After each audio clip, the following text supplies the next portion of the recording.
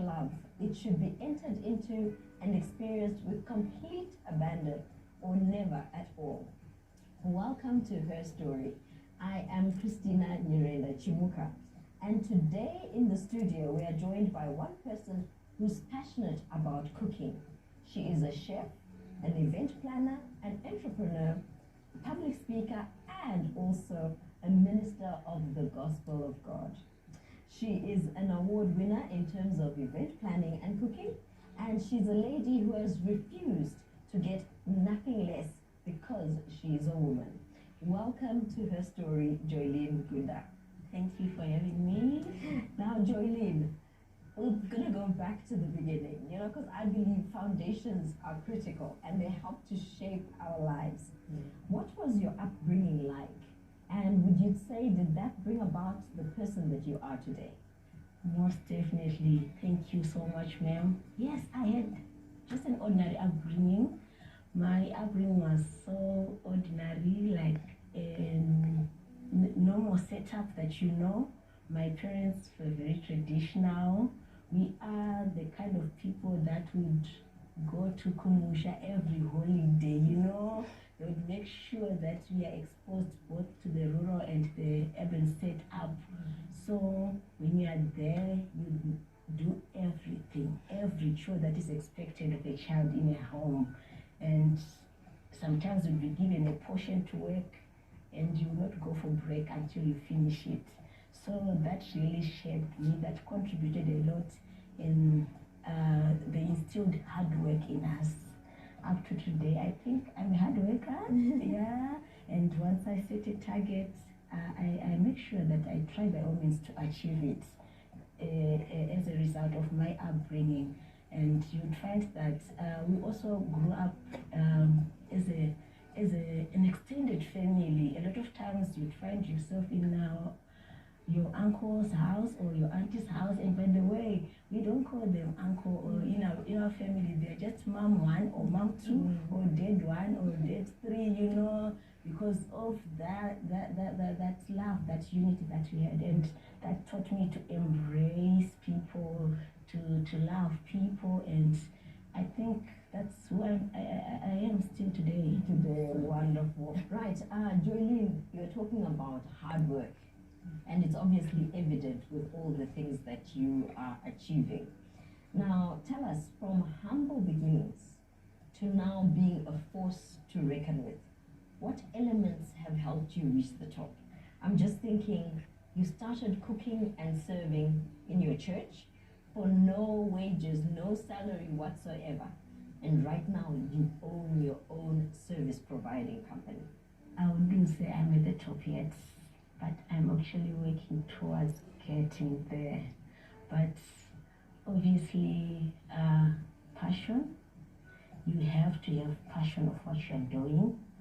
They say when you love what you do, or when you do what you love, it's no longer work. So I believe with passion, you will sail through. And with passion, even when the going gets tough, you will not quit. And the second element I would say is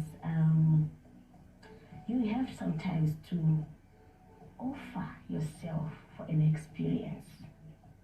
It's the tuition that you can pay. If you can be available where it is being done, understand those that have gone before you and take as much notes as possible. You will definitely get to the top. Yeah, absolutely. Now, you mentioned the passion. Yes. And I know that you are passionate about cooking. Now, what really inspired you to actually think, you know what, I'm going to go into cooking? For me, it's a calling. So even if there was no outside motivation or motivating factor, I think I'll still find myself cooking. Did you used to cook when you were young? Yes, they say so. My parents always remind me that, I would dodge some of the house chores, but I would prefer cooking.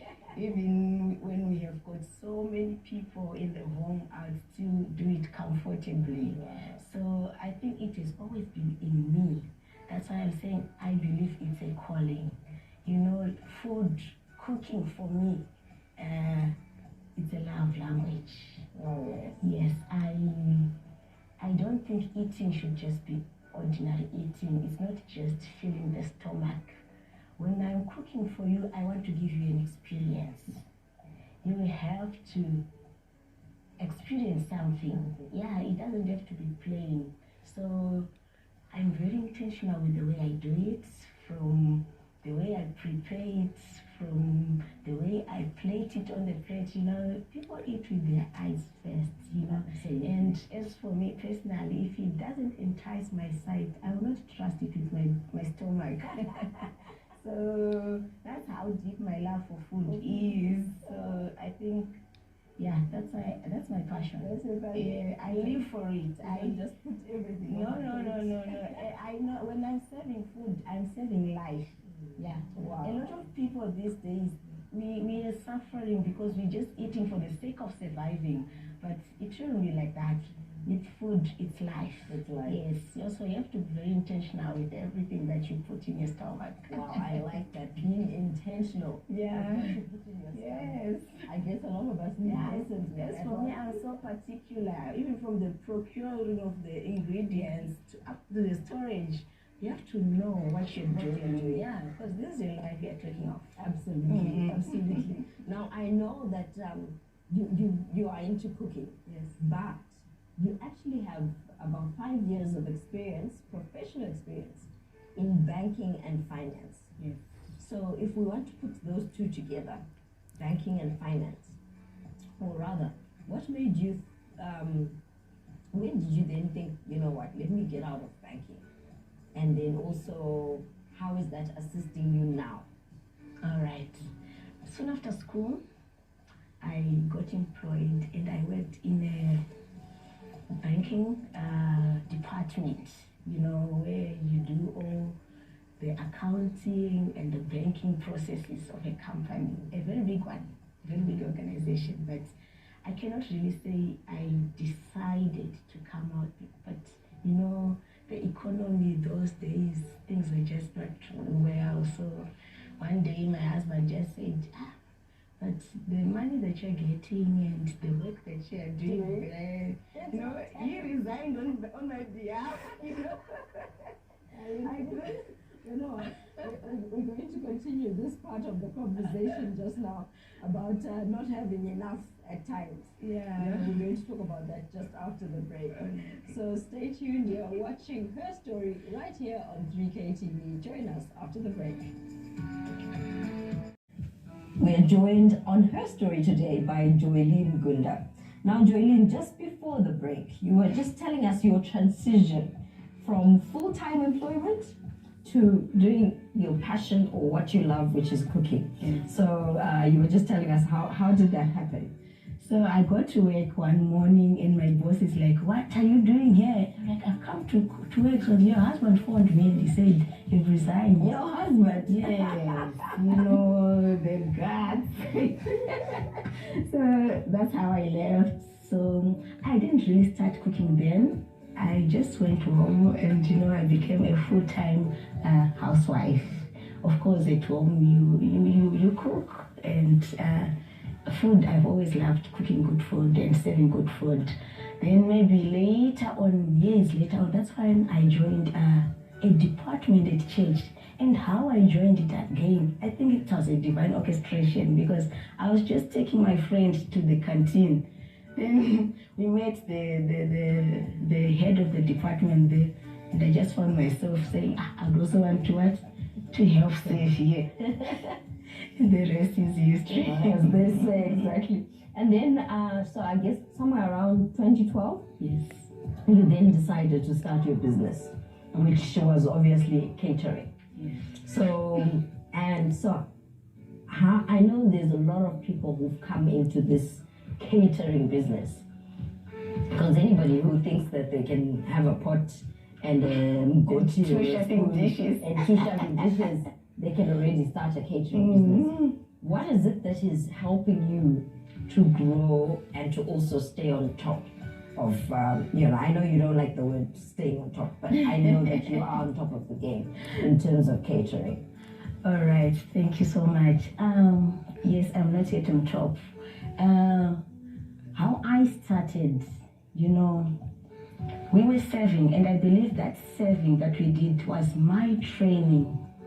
I needed no other culinary school to attend because I was trained already, because we would serve hundreds of people or even thousands of people at crusades, even in the most remote areas. So when I started, of course, it's not easy. I didn't really decide to start, but God uses people to push you, like what Jesus did for the man at the pool of Bethsaida. He said, I have no man to push me. And Jesus, performed the miracle there. So I think I needed that push. It has always been me, but sometimes to take that bold first step, it might be difficult. And I know a lot of people, they find it so difficult. So I thank God for people. Somebody just came to me and said, you cooked for us at a place down there. I will not mention the name of the place. So I want you to cook for my wedding. Mm-hmm. And I'm like, I don't have any pots. I don't have any equipment, any utensils, I was actually offering to refer her to other people, and she said, no, I want you personally, and she just handed me an envelope with some money. We all like money, and you need money. So then she ran away, and I had to think fast. When you want to stand and you don't have the capacity to stand, I think it's wise to depend on those who are already on their feet. Absolutely. You stand on their shoulders. Mm-hmm.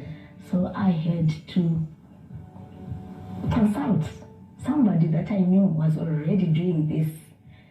And I took him together with his equipment and his utensils. We went and we cooked. Mm-hmm. And they were impressed. Wow. And the rest is history again. So that's how we started. Yeah, from there, people were impressed, and they started saying, from the same wedding, one of the bridesmaids said, no, I'm also wedding in a few weeks time. So would you please cook for me? And I was just subcontracting that guy. I would give him his portion. I remain with my little. Then I'd start buying my utensils bit by bit. Yeah, I think I first bought 50 plates. Wow. Yeah, because on that first wedding, they had plastic plates, and I didn't like plastic plates, So I said I would buy dinner plates because I want my guests to feel that, they're important. So I bought my first 50 plates with the first money that I got from my first gig. Well, that is amazing. Eh? That is I guess, as you said, God orchestrated. Yes. You're going from strength to strength. Mm-hmm. You gave in the church, and then now your own business is also flowing from there. Yeah. Now, I know that you're also partnering with other service providers to help to grow your business. Service providers like car hire, event venues, master of ceremonies, etc. Yes. And I guess this also shows that you can work with others as well. Definitely. Yeah. So apart from being a chef, you're also into event planning, fashion and styling, interior designing, and you're also a minister of the gospel. How do you balance all of these things? Because you're also a wife, a mother. Yes. How do you balance all these things to make sure that they are all a success? Okay, as for interior designing and fashion and styling, those are just my personal passions for personal grooming and personal branding.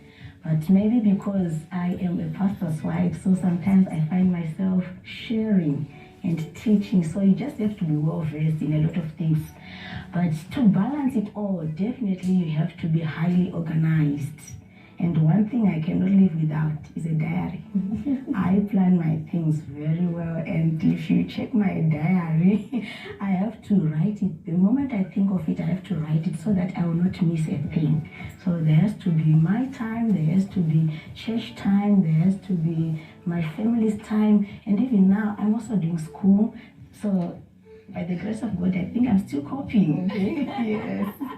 I guess being organized is really important. Yes. And I think somebody once said that if it's not written down, it doesn't exist. You know? Because our lives are so busy. I mean, from all of these things that you're doing, obviously you're busy.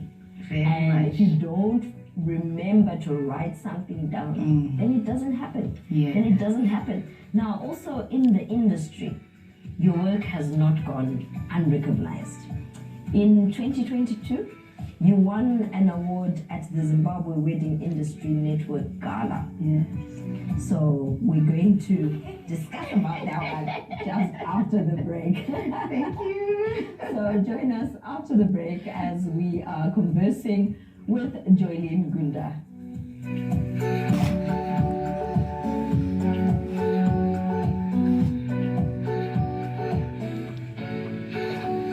Well, welcome back. This is Her Story.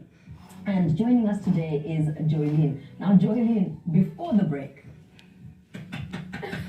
you were also excited as I was, that in 2022 you were recognized and you won an award at the Zimbabwe Wedding Industry Network Gala. Can you tell us about this award and its impact on you? Oh, You're just reliving that moment, excited, happy. very much excited. You know, that's all we need, to be recognized, to be noticed. You know, when you're doing these things, sometimes you're behind the scenes, but when your name is mentioned, you feel encouraged, you feel motivated. So I would also want to take this opportunity and thank the Zimbabwe Networking Wedding Industry for recognizing us with a silver award. Yes, and thank you also for this platform. Wow. So this award, is it just for people in Zimbabwe? Yes, It's for service providers, event service providers in the whole country. In the whole country. Yes. Wow. That is amazing. That is really amazing. Now, you know, also as a businesswoman, you are not just a businesswoman, but you are also a pastor's wife. In business, there's a number of issues that come up. And particularly these days, women are waking up to the fact that at times they are marginalized or they are not given the recognition that they deserve or the opportunities that they deserve because of gender-related problems. Now, as a pastor's wife, would you say that you've ever faced gender-related problems in ministering the Word of God? No. A very bold no. We thank God that in our ministry, they've embraced us and we serve God freely and happily. Wow, that is awesome. That is awesome. Now, you are an entrepreneur who turned your passion of cooking into a business idea. And looking at it, your business is doing well. Can you tell us some of the key nuggets in setting up a viable business? I know that there's some women out there who are saying, you know what, I want to start a business, but where do I start? Maybe just take us through that journey or some of the key things that you need besides the passion and help. Of course, definitely I'm still going back to passion. But no, it's fine. Passion will still be the backbone. Then I would also take honesty as a very, very important factor. You know, especially in our industry, people need to be honest. You have to be able to tell the customer what you can do and what you cannot do. Absolutely. You know, caterers, chefs out there, we've got a problem with customers because we lie, you know. And so make sure that you avoid such mistakes that you've seen others doing before. If you are going to make it, if I look at my story, most of my clients now, they are referrals or they are return customers, because the way I treat them, I've always been honest with them. I've always treated them like I'm seeing them for the first time. Even if you are coming for the third time, even if you are coming for the fifth time. So you have to be very honest, you have to be very professional in dealing with your customers. You also have to have integrity, know what you are able to do and what you're not able to do. That way customers will trust you. A lot of caterers, they have got a bad reputation because one, maybe they cannot keep up with time. The customer will say, we need our food at 1 and the caterer will arrive at 3. You cannot have enough time to set up, to warm the food. I looked at all of that and I said, I would never do this to a customer.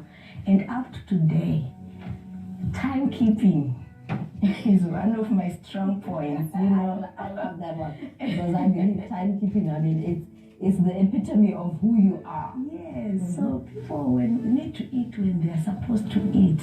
When they eat when they are already angry, it will not be good. And how can you even set up when people are already waiting? You want to have enough time to warm the food, and at the end of the day, even if your food was good, it will not taste good because it is not warm. Food is supposed to be served warm, and it will not even be appealing because you didn't have enough time to garnish it, to set it up properly. So timekeeping, honesty, integrity, professionalism. I can name a lot of things, but yeah, those are some of the major ones. Yeah, I get it, because it's really, and food really, it's like the glue that brings people together. I think even in Shona there's a saying that when there's even a relationship is cemented with food. Yeah. So if you're saying you're catering for a wedding and then the food is bad, it's already, people might not notice that the decor was not done properly, but when it comes to food, there is noise. Absolutely. There is noise. So you really need to be highly organized, and know what you're doing. Yeah, absolutely. That is critical. Yes. And thank you for that. And I can see also all your traits come together as one. Besides your passion for cooking, you were talking about looking good, your self-branding, your interior design, all that, it all kind of blends in to all that you do. It's all part of customer service. From the way you appear, people have to like you. Sometimes people, they don't buy the product, but the person behind the product, So I have to be convincing, I have to be presentable. And besides food, when you are handling food, there are no two ways about it. You just have to be smart, because like I always say, food is life. Food is life. Now, your last words, Joyleen, to ladies out there who would like to start their own business, and also, what would you say to them? How do you start? Do I have to wait and get $1 million to start? You are enough. You can do it. Don't be intimidated. Don't be afraid. You don't need capital. You are the capital. Personally, I didn't start with any capital. I was the capital. So go out there and do it. And if grace permits, find a mentor. Learn as much as possible. These days, information, knowledge is at our fingertips. Google the area that you want to venture into. Get as much information as possible. Go out there and make it. Wow, thank you so much, Joyleen. Thank you for telling us your story on Her Story today. Thank you for having me. It is my pleasure. Thank you so much. Right, so as you heard it, you need passion, you need integrity to be recognized in whatever field that you do. And when you're in cooking, events, you need also time management. Be there on time. And so Joyleen was telling us her story today. Right, so there you have it. This has been her story right here on 3K TV. I am Christina Nyirenda Chimuka. Join me again next time for another exciting episode of her story right here on 3K TV, the best of Zimbabwe.